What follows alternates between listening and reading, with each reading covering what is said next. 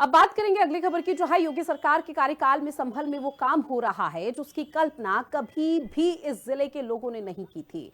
अब आपको बता दें कि सालों से बदहाल पड़े, विलुप्त हो चुके तीर्थ स्थल, प्राचीन कुएं और कूप अब खोजे जा रहे हैं, संरक्षित किए जा रहे हैं और उन्हें एक बार फिर से धार्मिक सांस्कृतिक मानचित्र पर स्थापित करने का काम किया जा रहा है। सरकार की योजनाओं से न केवल तीर्थ स्थलों का कायाकल्प हो रहा है, बल्कि संभल को भी धार्मिक पर्यटन केंद्र के रूप में विकसित करने की ठोस बुनियाद रखी जा चुकी है। अब इस बदलाव की कमान प्रशासन के हाथों में है। जिलाधिकारी डॉक्टर राजेंद्र पेंसिया के नेतृत्व में और नगर पालिका के अधिशासी अधिकारी ईओ डॉक्टर मणिभूषण तिवारी की देखरेख में संभल का चेहरा तेजी से बदल रहा है। कभी दंगों के लिए पहचाना जाने वाला संभल आज तीर्थ नगरी में परिवर्तित हो रहा है।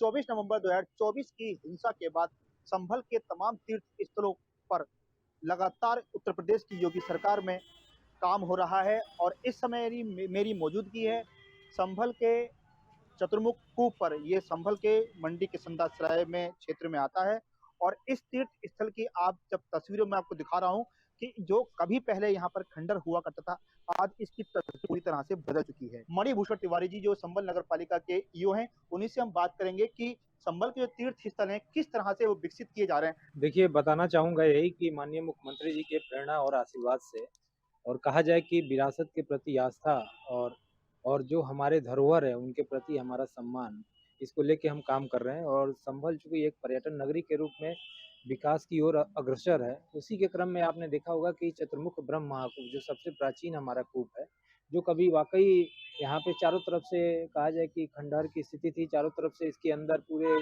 घास पतवार जमे हुए थे, पूरे तरह से कहा जाए कि इंक्रोचमेंट से भरा पड़ा था और पूरे तरह से संरक्षण विहीन था, किसी प्रकार का कोई संरक्षण नहीं था, चारों तरफ से जर्जर हो चुका था।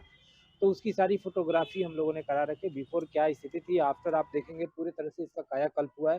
पूरे तरह से आप देखेंगे कि एक तरह से तीर्थ तीर्थ के रूप में और एक तरह से कहा जाए जो हमारा यह चतुर्मुख ब्रह्म महाकूप जो बना हुआ है, यह देखेंगे कि आप पूरे तरह से पर्यटन के दृष्टिकोण से और तीर्थ के दृष्टिकोण से और आने वाले जितने भी श्रद्धालुओं के दृष्टिकोण से पूरे तरह से तैयार करके हम लोगों ने जनता के समक्ष, नागरिकों के समक्ष, श्रद्धालुओं के समक्ष इसको प्रस्तुत किया है। यहाँ पे पुजारी जी के रहने के लिए, श्रद्धालुओं के लिए स्नान के लिए और यहाँ पे जो भी एम्यूनिटीज़ हैं, जो भी सर्विसेज हैं, वो पूरी तरह से पूरे चाक-चौबंद की गई है। ये सब संभल के जो बात मैं चतुर्मुख कूप की करूं या यम तीर्थ कूप की करूं या संभल के जितने भी तीर्थ हैं, 68 तीर्थों के लिए संभल जाना जाता है। 68 तीर्थ और 19 कूप सभी को विकसित करने का काम किया जा रहा है। 100% सभी का विकास होगा और सभी के लिए चरणबद्ध तरीके से हम लोग ने विकास कर रखा है और करेंगे भी। इसका प्रस्ताव भी शासन स्तर पे भी गया है। उसी के क्रम में आप देखेंगे पिशाच मोचन तीर्थ और पाप मोचन तीर्थ के लिए भी पैसा आ चुका है और उस पे काम भी शुरू होने वाले। इसके पहले यम तीर्थ पर भी हमारा काम लगभग 80% पूर्ण हो चुका है। इसके अलावा जो भी हमारे रसोदक कूप है, हमारे पंचाग्नि कूप है, हमारे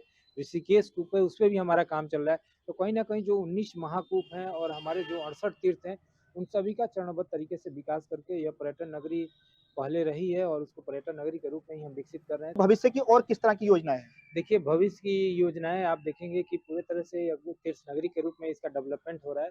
बगल में आप देखेंगे मथुरा हमारा पूरे तरह से पर्यटन नगरी और पूरे तरह से चारों तरफ से परिपथ के रूप में डेवलप हुआ है। तो वैसे ही संभल भी अपना आज आप जान रहे हैं कि संभल के भी 24 कोसी परिक्रमा का परिपथ के रूप में डेवलपमेंट हो रहा है।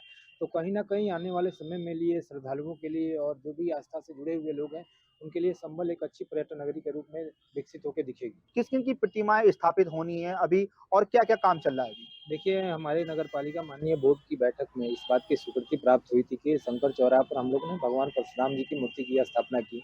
वैसे ही अटल बिहारी वाजपेयी जी जो हमारे भारत रत्न और पूर्व प्रधानमंत्री जी हैं, उनको लेके हम लोगों ने अटल बिहारी वाजपेयी बाल स्मृति पार्क का डेवलपमेंट किया, जो फिलहाल पीछे आपने देखे हैं 25 तारीख को सुशासन दिवस पर उसका उद्घाटन हम लोगों ने किया है। इसके अलावा हमारा एक प्रस्तावित सबसे बड़ा चंदौसी चौराहा पर जो महाराजा पृथ्वीराज चौहान जी की भी प्रतिमा लगाने का हमारा प्रस्तावित है। इसके अलावा लोक माता अहिल्याबाई होलकर जी की प्रतिमा का भी बोर्ड से हमारी स्वीकृति प्राप्त है, तो हमारे पार्क में लगने के लिए उसकी भी तैयारी चल रही है।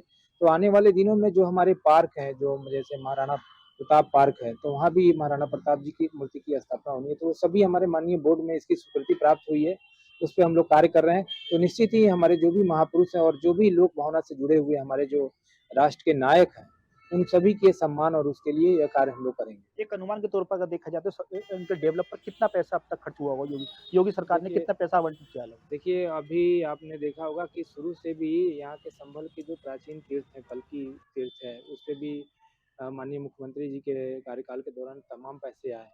उसके अलावा मनोकामना पे तीर्थ पे भी पैसे अभी प्राप्त हुए हैं, साथ ही कुरुक्षेत्र पे प्राप्त हुए हैं। नगर विकास की तरफ से भी बहुत सारा पैसा आ चुका, लगभग कहा जाए कि 4-5 करोड़ तो नगर विकास की तरफ से 5 करोड़ रुपए अभी तक प्राप्त हो गया है।